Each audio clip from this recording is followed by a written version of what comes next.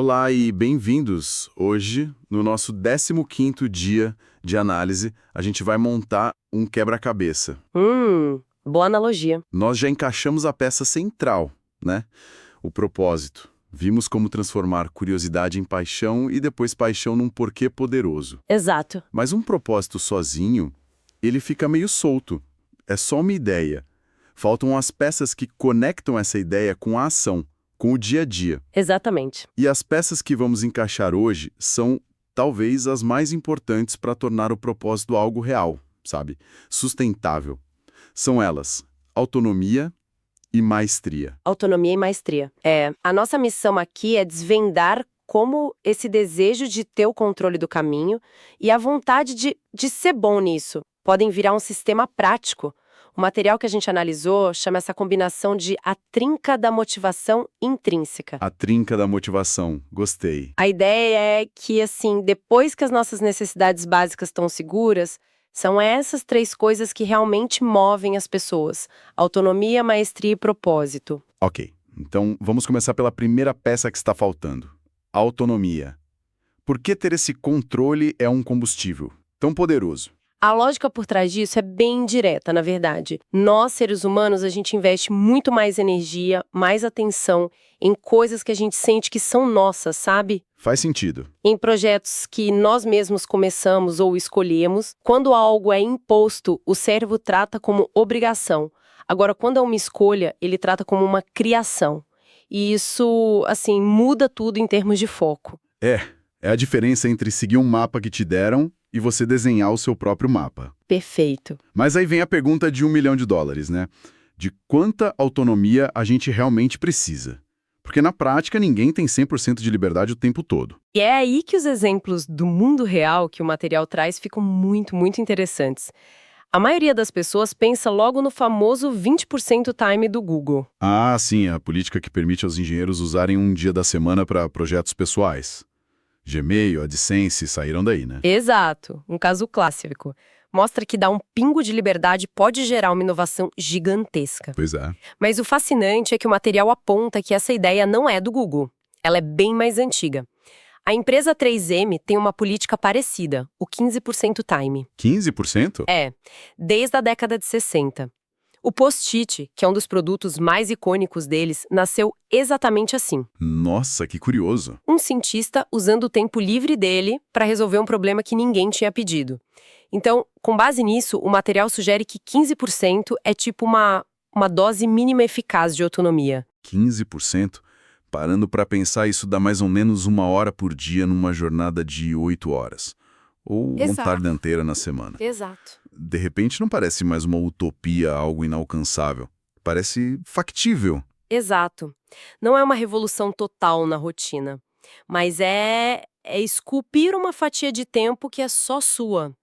O objetivo é achar um jeito de ser o mestre desse pequeno território. E como seria isso na prática? Pode ser negociar um dia de trabalho remoto, ou acordar 1 hora mais cedo para um projeto pessoal, ou até reorganizar as tarefas para blindar uma tarde na semana, sabe? Entendi. Então 15% é uma meta clara. Mas o material fala de algum outro modelo de autonomia, talvez um pouco mais conceitual? Sim, fala. E é um modelo que eu, particularmente, eu acho ainda mais poderoso. É o da empresa Patagônia. A de roupas e equipamentos de aventura. É essa mesmo. Eles têm uma filosofia que ficou famosa que está numa frase: deixe meu pessoal ir surfar. Peraí, como assim? Deixe meu pessoal ir surfar. Para qualquer gestor, isso soa como um pesadelo de produtividade. É uma reação natural. Parece totalmente contraintuitivo. Totalmente. Como é que uma política assim não vira um caos? Eu de verdade não entendo como isso pode funcionar. Então, a genialidade está no que essa política significa de verdade. Não é sobre o surf em si. Ah, tá. O material argumenta que a Patagônia fez uma espécie de engenharia reversa da alta performance. Em vez de focar nas métricas de produtividade, eles focaram nas condições biológicas e psicológicas que permitem a produtividade. Engenharia reversa da alta performance. Gostei disso. Me explica melhor. Que condições são essas? São principalmente duas. Primeiro, a política dá aos funcionários controle total sobre o horário de sono. Sono. Interessante. Eles podem organizar o dia de trabalho em torno dos próprios picos de energia e garantir o descanso, que é a base de tudo, né? A Patagônia simplesmente decidiu não lutar essa batalha contra o relógio biológico de cada um. Certo, isso já é uma vantagem enorme. Em vez de forçar todo mundo num molde de 9 às 5, eles deixam cada um trabalhar quando está no seu auge. E a segunda condição? A segunda é o acesso direto a duas coisas: exercício e estado de flow. Flow.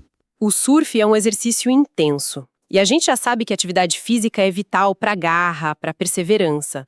Mas, mais do que isso, o surf é uma atividade de altíssimo flow. A gente ouviu muito essa palavra, flow, o que ela significa exatamente nesse contexto. Flow é aquele estado mágico de concentração total, sabe? Quando o tempo parece que some, o mundo ao redor desaparece e você está completamente imerso na tarefa. O pico da performance. Exato! É onde a criatividade e o desempenho atingem o auge. O que a Patagônia está fazendo, na essência, é dar aos funcionários autonomia para caçar esse estado mental sempre que a oportunidade aparece. No caso, quando as ondas estão boas. Uau! Nossa, agora entendi. A política não é sobre vadiagem, é sobre otimização humana. Exatamente. Eles estão dizendo, a gente confia que você sabe como e quando o seu cérebro funciona melhor. Vá atrás dessas condições e o trabalho de alta qualidade vai ser a consequência. É genial, precisamente. Então, os pilares da autonomia, segundo a análise, são o controle sobre o seu tempo para otimizar o descanso, a liberdade para integrar exercício na rotina e a permissão para buscar ativamente o estado de flow. Entendi. Então, conseguir esses 15% de tempo ou adotar uma filosofia tipo a da Patagônia é como abrir um espaço, uma clareira na floresta densa da nossa rotina. Ótima analogia. Mas ter o espaço não adianta se a gente não souber o que plantar nele. Imagino que é aqui que a maestria, a nossa segunda peça, se torna a semente, certo? Essa é a analogia perfeita. A autonomia cria o laboratório, a maestria é o experimento que você roda lá dentro. Certo. A ideia é usar esse tempo protegido para aprimorar de forma deliberada as habilidades ligadas ao seu propósito. E para fazer isso direito, o material resgata um conceito fundamental da ciência do flow. Que é o equilíbrio entre desafio e habilidade. Isso, a famosa ideia de esticar, mas não quebrar. Exato.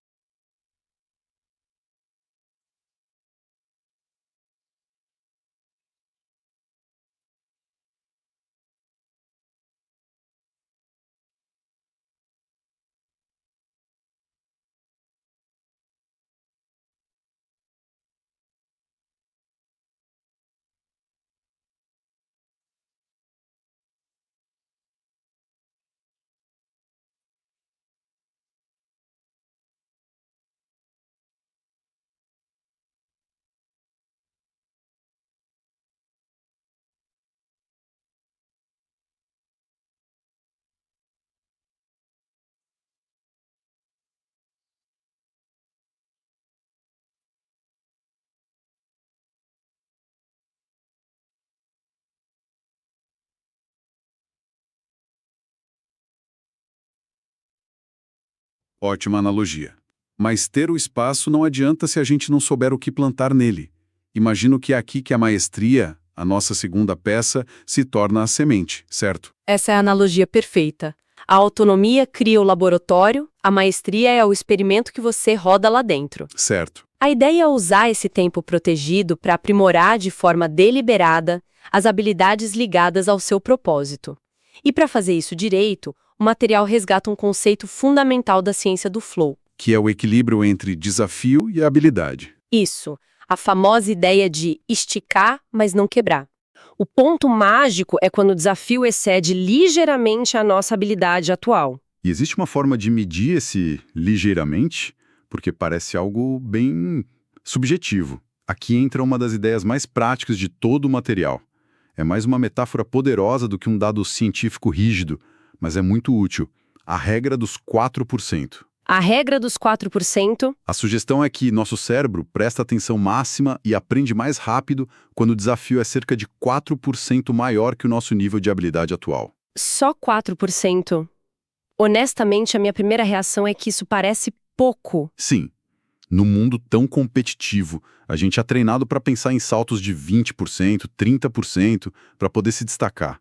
Esse crescimento gradual parece até pouco ambicioso. E esse é exatamente o ponto. Essa regra vai contra o nosso instinto, especialmente para quem é de alta performance. Total. A gente foi condicionado a pensar em grandes saltos. O problema é que tentar dar um salto de 30% quase sempre resulta em ansiedade, frustração, esgotamento. Você se quebra. Os 4% são o ponto do crescimento sustentável. Entendi. É o suficiente para tirar da zona de conforto, mas é pequeno o bastante para não ser paralisante. Isso. Exige foco total, mas é gerenciável. Então o segredo não é o tamanho do passo, mas a consistência em dar esses pequenos passos. É pegar metas gigantescas e quebrar em incrementos de 4%. Exatamente. E o material nos dá 2 exemplos perfeitos. O primeiro é o de um escritor. Começar um livro é uma meta que paralisa. Com certeza. Mas, e se a meta for escrever 500 palavras hoje? Um desafio de 4%. Quando 500 palavras ficam fáceis, a meta vira 700, depois 1.000. A porcentagem não é estática, ela evolui com você. Uma meta viva, que cresce junto. Gosto disso. E o segundo exemplo? O segundo é de tirar o fôlego, assim. É o do alpinista Alex Honnold. Ah, o do free solo. Ele mesmo. Ele escalou a montanha El Capitan, quase 1.000 metros de rocha vertical, sem cordas. Algo que a comunidade de alpinismo considerava literalmente impossível. Suicida. Eu lembro do documentário, é uma das coisas mais assustadoras e impressionantes que eu já vi na vida. Pois é. E quando perguntaram para ele como alguém se prepara para algo tão impossível, a resposta dele foi, em essência, a personificação da regra dos 4%. Como assim? Ele não acordou um dia e decidiu escalar o El Capitan. Foram anos e anos quebrando a escalada em milhares de micromovimentos, praticando cada um à exaustão. Primeiro com cordas, depois em trechos menores sem cordas. Aumentando o desafio aos pouquinhos. Isso, aumentando o desafio em 4%. Depois mais 4%, mais 4%, dia após dia, semana após semana, ano após ano. É impressionante pensar nisso.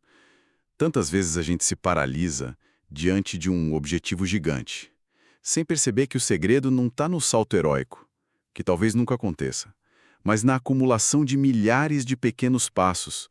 Isso muda tudo. O impossível, visto por essa lente, se torna só uma longa série de possíveis gerenciáveis, um em cima do outro. Certo. Isso é transformador. Então, juntando tudo, como alguém que está nos ouvindo pode pegar essa teoria toda e transformar num plano de ação prático? O material destila tudo numa missão muito clara. São 3 passos. Primeiro, conquiste seus 15%. Lute por aquela hora por dia ou aquela tarde por semana. O primeiro passo é criar o laboratório. Isso. Use as diretrizes da Patagônia como inspiração. Proteja seu sono, ache tempo para se exercitar, organize seu tempo para maximizar sua energia. Certo. E o passo 2? Dedique esse tempo ao seu propósito. Não deixe que esse tempo valioso seja engolido por tarefas administrativas, por distrações. Ele tem que ser usado para as atividades que estão alinhadas com as suas paixões.